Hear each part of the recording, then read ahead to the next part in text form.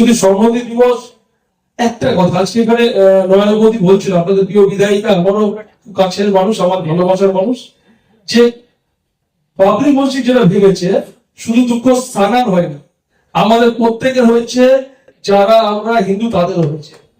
তার মানে কি, আজকে যে ঘটনা ঘটেছে যারা সমর্থন করে সেই মানুষগুলোর মানসিকতার বিরুদ্ধে আমরা সকলে প্রত্যেকের প্রাপ্তি যে এই ধরনের একটা ছোট মিটিং এও তার ভালোবাসা আপনাদের প্রতি আছে। বড় মিটিং এ বড় প্রোগ্রামে যেখানে সুদীপদাকে উপস্থিত করা চাপ হয়ে যায়, সেখানে তার মানে সালারটাকে এবং মাইনরিটি সেলেরটাকে সুদীপদা কতটা টাচে, কতটা আপনাদের সাথে ক্লোজ, এটাই প্রমাণ। এটা অনেক বড় প্রাপ্তি।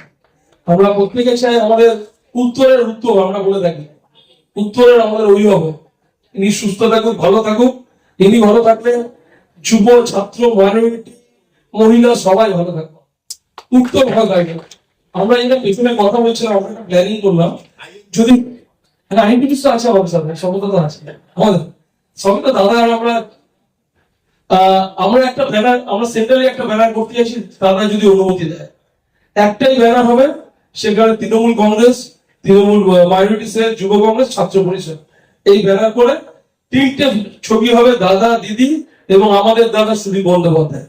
3টে ছবি দিয়ে নিচে সিম্বল দিয়ে সেন্ট্রালি ফ্লেক্স হবে। জমায়েত দাদা বলে দেবে কোথায় জমায়েত করবো। টাইম 12টায় পার্টি মিটিং টাইম করেছে, তার যদি 12টায় জমায়েত করে 12টা মিটিং টাইম 12টায় জমায়েত করা যেতে পারে। বাদ বাকি বৃত্তান্ত পুরো আমাদের প্রিয় মানুষ, আমাদের অভিভাবক সুদীপ বন্দ্যোপাধ্যায় করবে। আমরা প্রত্যেকে গিয়ে যাব, আর আমাদের নেতৃত্ব, আমাদের লিডারশিপ দিচ্ছে আমাদের নেত্রী মমতা ব্যানার্জি। প্রতি বছর তার ডাকে এবছর আপনারা যাবেন, আমরা যাব, এবং আমাদের নেতা সুদীপ বন্দ্যোপাধ্যায় যেভাবে পথ দেখাবে সেই পথে উত্তর কলকাতা চলবে। চলুন আমরা প্রত্যেকে মিলে আমাদের নেতার আমরা নির্দেশ নিই, আগামী 6 তারিখ টাইম এবং স্পট উনি ঠিক করে দিন, এবং আমরা প্রত্যেকে পায়ে পা মিলে একসাথে যাবো। চলুন আমরা একসাথে যাই। জয় বাংলা। জয় বাংলা।